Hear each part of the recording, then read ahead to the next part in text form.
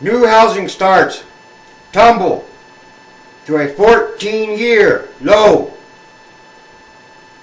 U.S. building permit activity also fell sharply in September. Washington, construction of new homes plunged by a much bigger than expected amount in September, reflecting the deepening troubles in housing. Groundbreaking for new U.S. homes and permits for future building both hit a 14-year low last month.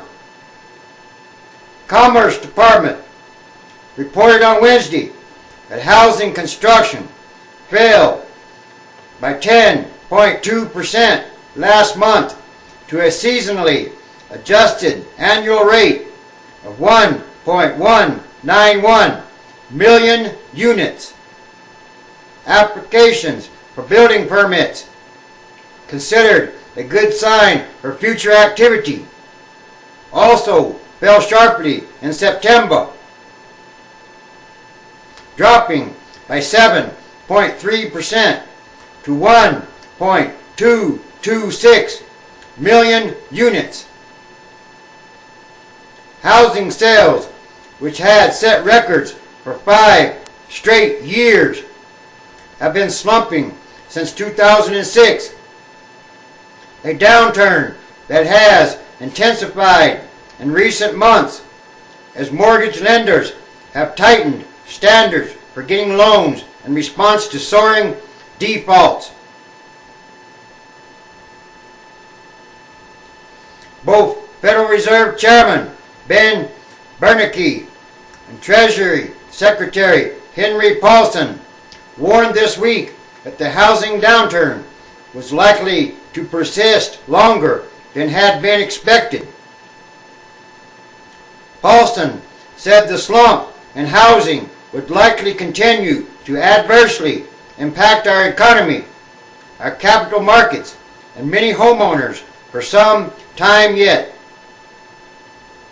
The National Association of Home Builders reported Tuesday that its index of builder confidence fell this month to the lowest level on record, dropping to 18 from a reading of 20 in September.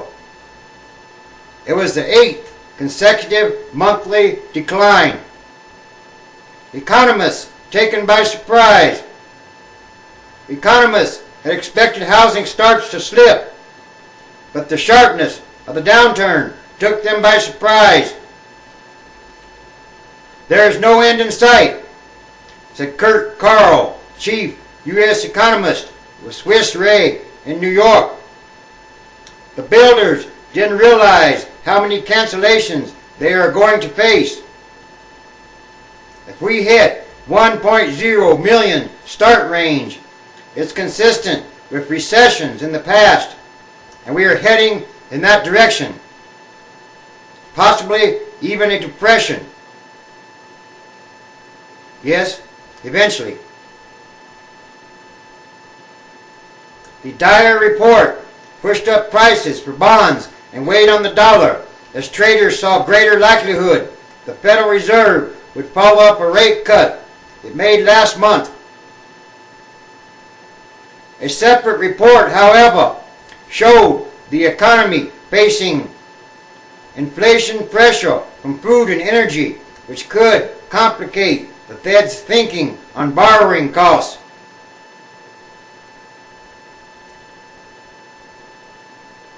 The housing starts and consumer price inflation numbers highlight the tough dilemma the Federal Reserve faces. Both of its mandates, averting recession and controlling inflation, are now being challenged. A survey of business contacts conducted by regional Federal Reserve banks to help prepare for the October 31st interest rate meeting found U.S. economic growth has slowed since August, with consumers pulling back and housing falling further. The report, known as the Beige Book for the color of its cover, also found businesses were facing higher production costs, although some had not yet responded by charging higher prices to consumers. Yet to come. The ability to pass higher input costs to selling prices was mixed. The Beige Book said competitive pressures are restraining retail price increases for now. Paulson on Tuesday identified housing as the most significant current risk to the economy. Indeed, the Commerce Department said permits for future building fell 7.3% last month, the sharpest drop since January 1995 to an annual rate of 1.226 million, the lowest level since July 1993.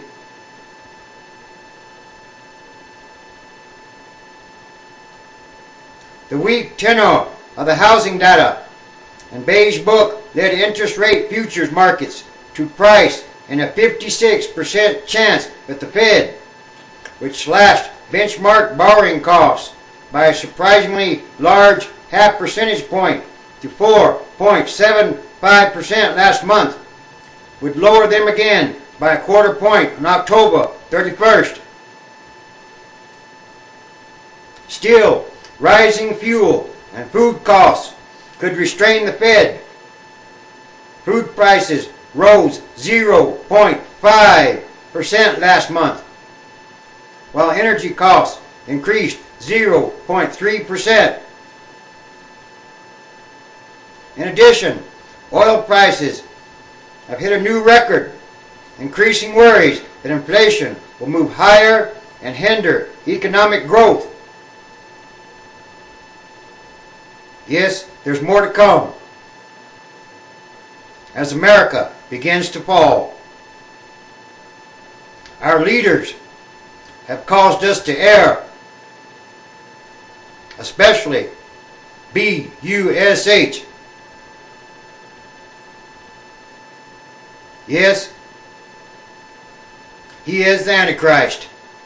Period.